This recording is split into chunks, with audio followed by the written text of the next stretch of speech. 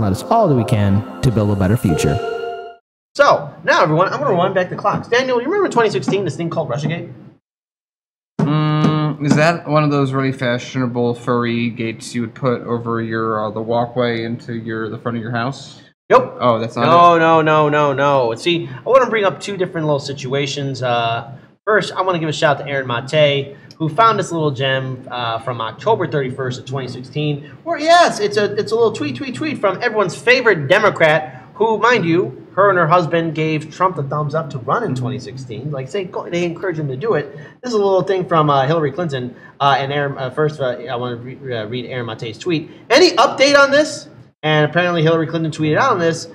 Hillary Clinton, computer scientists have apparently uncovered a covert server linking the Trump organization to a Russian-backed base bank. Yeah, base bank. So again, and then was she trying to fundraise off that as well? Yes. And so again, with the "I'm with her" logo, in response to a new report from Slate showing the Trump organization has a secret server registered to the Trump Tower that has been covertly communicating with Russia, Hillary for America senior policy advisor Jake Sullivan released the following statement Monday. This could be the most direct link between Trump and Moscow. Computer scientists have apparently uncovered a covert server link the Trump organization to a Russia-based bank.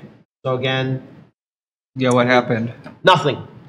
And another wonderful gem, too, from the whole fear of Russiagate. That is a Russiagate scandal. I know this is from RT America, and I'm pretty sure there's going to be the TYT people and Rachel Maddow foaming from the mouth saying, oh, you're using RT America. Don't use it. Well, hey, look, if you guys are so reliable, how come you guys continued a conspiracy theory that gave us nothing in return? And everyone that was promoting Russiagate or everyone that was writing about Russiagate and how it's a real threat, turns out it was nothing but one big joke. It was conspiracy. And now let's talk about the scandal. Top Democratic lawyer. Oh, wait. Sorry. I'm sorry, Dan. Let me speak clearly. I apologize. No. I'm sorry, everyone. I'm sorry. Top Democratic lawyer. I didn't say that clear enough.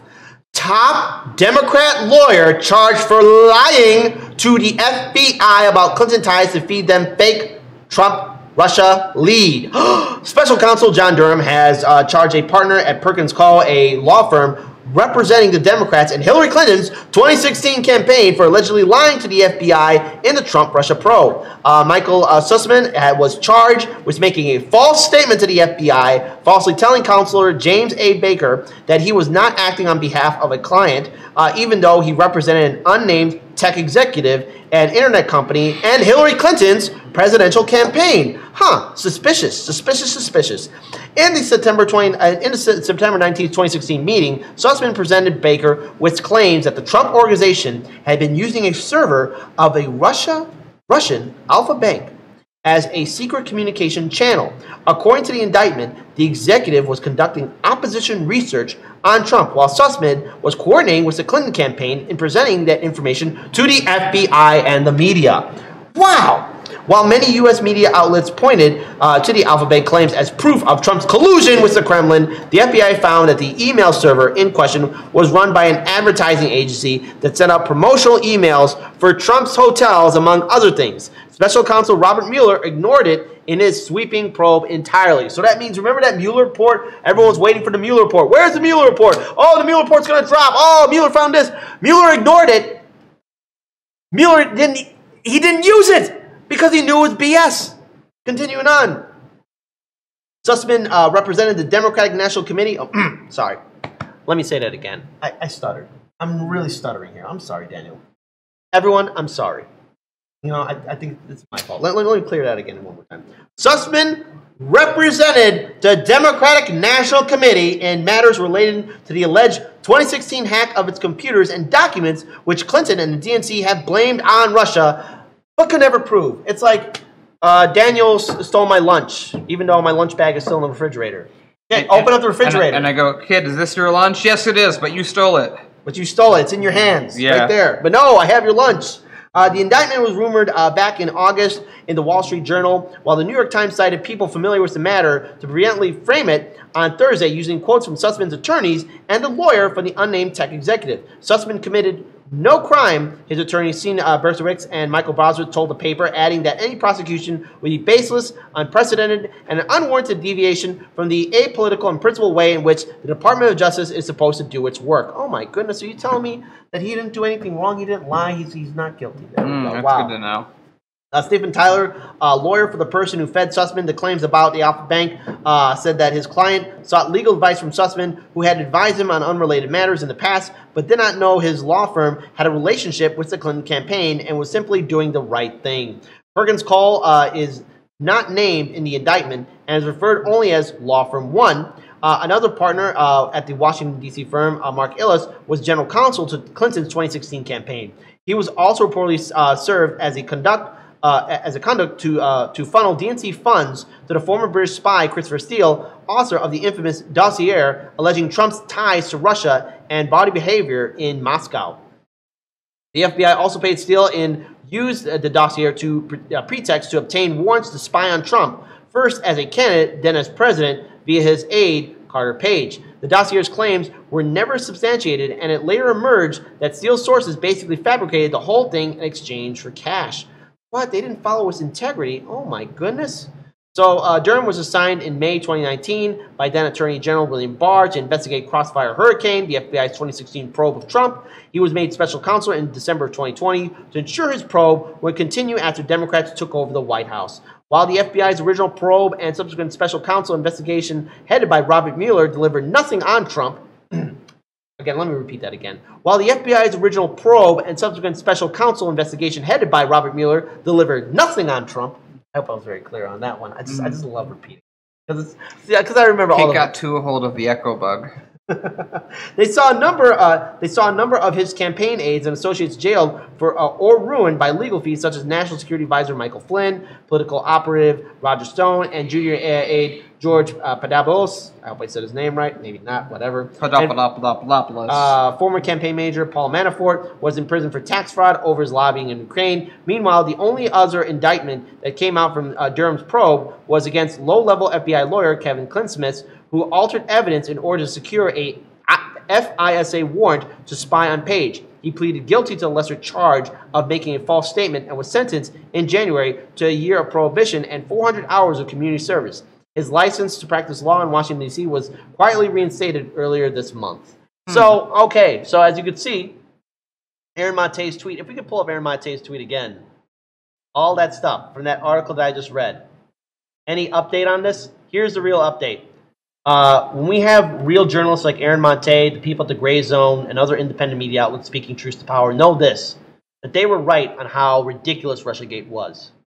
Gray Zone, Mint Press News, Jimmy Dore, Mikasu Kasa, Hard Lens Media, because we definitely felt that Russiagate was BS. Don't fall for conspiracy theories.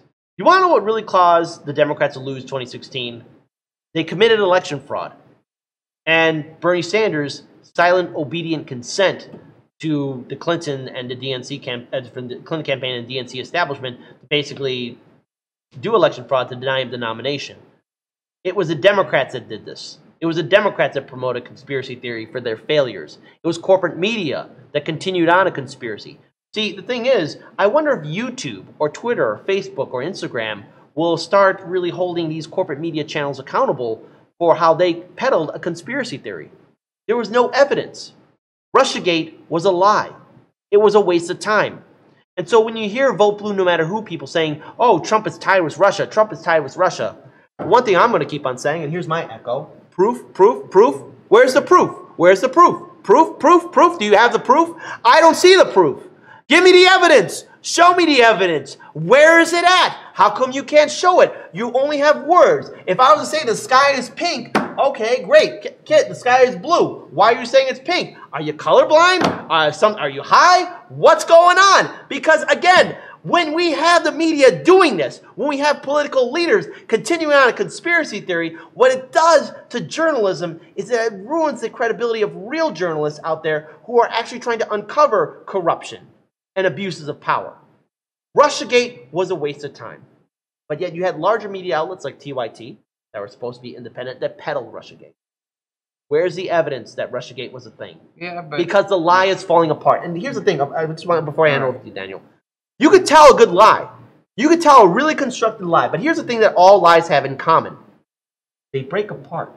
No matter how well constructed it is, it will falter, it will fail, it will crumble, because a lie cannot withstand the truth. Now, yes, lies can go on for years, but sooner or later, it falls apart. And Russiagate was the lie. Daniel. All right, I'm glad I got my little allotment of time on this. Yeah, so we are in an era where truth is not really that relevant, where being accurate is not that relevant, where having a just government is not that relevant. We're living in a time where you can gaslight the thing that you feel most vulnerable about your own campaign, and people will go for it not because you're right or because you're accurate or because you have a point, but because that color, the one I like. And that is how America is going to collapse. It is very simple. It is very straightforward. It is very continuous. It is very in line with history. America's going to fall apart because people get so dumb that they truly believe that a color is more important than reality.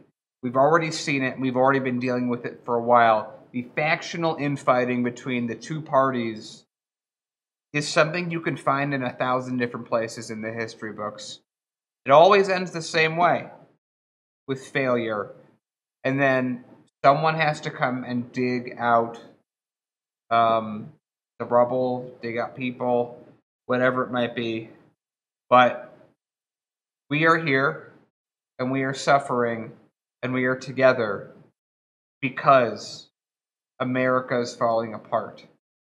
The empire is collapsing, and Russiagate is relevant. It's just a few cancerous cells in just a body riddled with tumors that everyone wants to ignore, and yet here we are every day trying our best to call it out, trying our best to call it out as YouTube suppresses us, trying our best to call it out as we try very hard to just keep everything going. Meanwhile, the dumbest people on the planet can keep CNN running. Again, I remember when I was questioning Russiagate way back in 2016, even before we started this channel. I was always bombarded with people saying, no, it's there. Russia did this. Russia did that. How many times have the United States interfered with other nations' democracies? Haiti might want to talk about that as well. Oh, no. It's more than just Haiti. It's Venezuela. It's Iran. That's right. We interfered with Iran, but we used actually a military coup for that one, too, as well. We've interfered with a lot of elections, including in Russia as well. But the thing is, our system is so corrupt, anybody can buy our elections because of Citizens United and the McCutcheon's decision. Russia doesn't have to lift a finger. They don't have to do some kind of secret, multi-dimensional chess game. The Supreme Court of the United States of America opened that gate with Citizens United and the McCutcheon's decision. So anybody with dark money, any corporation, any country can interfere in our elections, can buy a politician. It's a fact. The door was opened by the United States Supreme Court. I would also want to throw out there that, in general, a hyperpower or a superpower such as America, the UK at its peak of colonialism, Rome, no empire ever, under any circumstance, falls from external threats. Even if they fall from non-external threats, it's always an internal fall. Because the empire got that way and got that strong because it couldn't be beaten and was built by people who were stronger internally. But the second that people get lazy and complacent with it, as we have now, those are the people that don't understand. These are the people that are like, oh, we're humans. We can't affect the climate of the planet. It's the same exact people that are saying, oh, it's America. We can't knock it down. They don't understand that they are wrenches in the machine. And they've made it illegal to pull those wrenches out. Look, everyone, here's the thing. I'm also seeing the chat, too. I want to lead to the final note for this story before we end the show. Look, it's easy for a lot of people to fall into the trap of conspiracies. It's easy for people to believe something if enough people say it. But we have to look at everything critical, especially in this day and age of social media where information is traded at the second. And, you know, we all have to be inquisitive. We all have to ask questions, and we have to double check, triple check, always.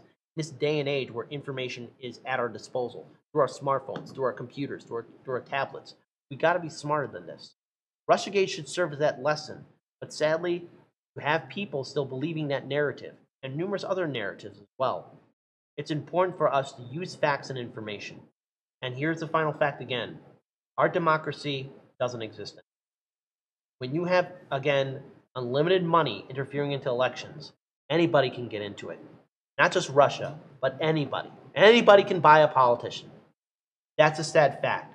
And Democratic and Republican lawmakers are open to it. They always have been and always will be. You see, you don't have a seat at the table. Corporate money does. Dark money does. Our Democratic and Republican lawmakers are nothing but prostitutes. They're weak. They're corrupt. They accept that dark money. But when they fail or lose an election, or they seem to assume that people would vote a certain way, they peddle a theory like Russiagate.